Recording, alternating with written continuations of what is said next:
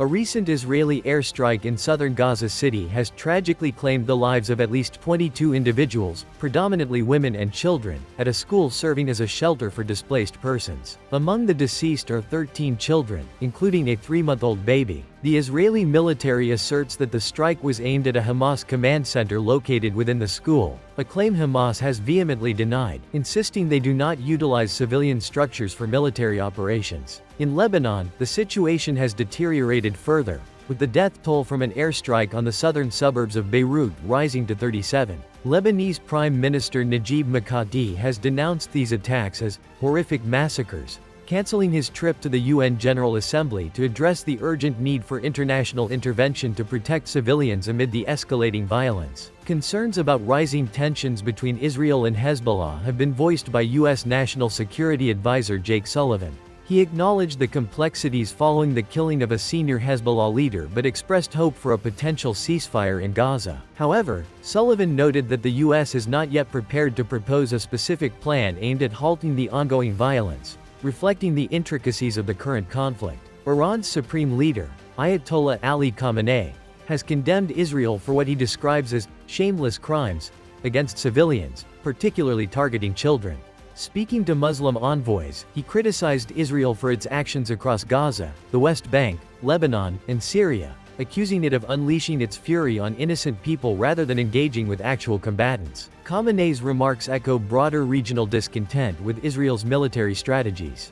Adding to the chorus of condemnation, Turkish President Recep Tayyip Erdogan has characterized Israel's military operations in Lebanon as reflective of its intentions to escalate regional conflict. He condemned the attacks as terrorist-like and highlighted a blatant disregard for civilian lives. Erdogan has called for a unified international response to the increasing violence and urged a reassessment of support for Israel in light of its aggressive military campaigns. As the conflict rages on, the health ministry in Gaza reports that the death toll has surpassed 41,391, with at least 119 fatalities occurring in the past 72 hours alone.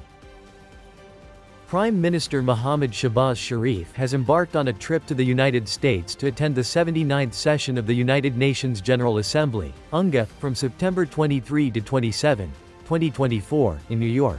In his upcoming address, he aims to reaffirm Pakistan's commitment to multilateralism and the United Nations' pivotal role in fostering global peace and security. Key topics on his agenda include the ongoing conflicts in Palestine and Jammu and Kashmir. Before his departure, the Prime Minister expressed on social media his eagerness for a week filled with discussions focused on global peace, development, and climate action, highlighting his intent to strengthen international partnerships while representing Pakistan's interests. Meanwhile, the Pakistan Tehreek-e-Insaf (PTI) party's highly anticipated rally in Lahore concluded on an anticlimactic note, as a power outage forced police to clear the stage after a 6 p.m. deadline. Despite some speeches from party leaders to supporters in the Kana area, the event fizzled out, with supporters using their cell phones to provide light when the sound system was cut due to no objection certificate conditions. Notably, Khyber Pakhtunkhwa Chief Minister Ali Amin Gandapur and opposition leader Omar Ayub arrived after the deadline, with Gandapur joining later. In a subsequent press conference, Information Minister Ataullah Taher criticized the rally as a flop, asserting that PTI failed to deliver on its promises.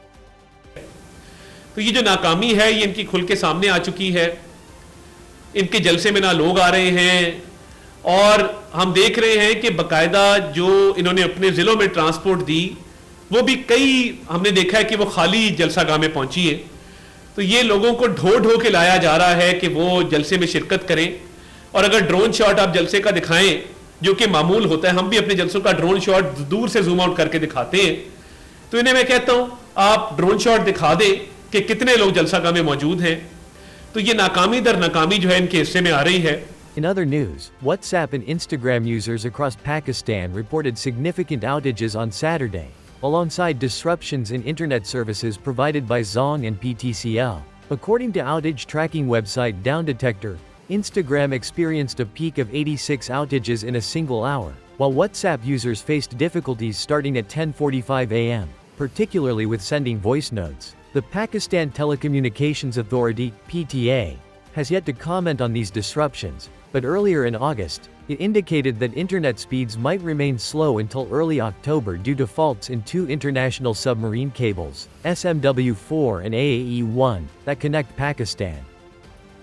Voting has concluded in Sri Lanka's presidential election, a crucial step as the country aims to recover from a severe economic crisis and political turmoil that led to mass protests and the ousting of former President Gotabaya Rajapaksa. The election is seen as a referendum on his successor Ranil Wickremesinghe, who has implemented austerity measures supported by the International Monetary Fund (IMF), albeit at the cost of widespread discontent among voters. Turnout was nearly 70 an hour before polling closed at 4 p.m., though the record for voter participation is 83.72, set in 2019. Indira Kumara Dasanayake of the Janatha Vimukti Paramuna JVP has gained traction advocating for change against what he calls a corrupt political culture. Opposition leader Sajith Premadasa is also anticipated to perform well, both pledging to renegotiate the IMF's austerity terms, with Sri Lanka's poverty rate having doubled recently and the economy still fragile. About 17 million citizens cast their votes, ranking 3 candidates in order of preference from a record 38. Running vote counting is expected to begin shortly after polls close, with results anticipated on Sunday.